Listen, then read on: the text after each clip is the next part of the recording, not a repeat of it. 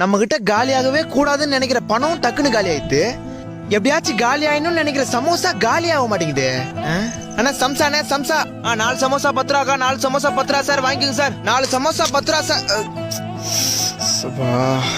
தம்பி சாரிப்பா, தெரியாம துப்பிட்டேன். சார் துப்பும் போது கீழே எல்லாம் பாக்குறது கிடையாதா? சாரிப்பா, நான் சரியா பாக்கல. நான் சாரி.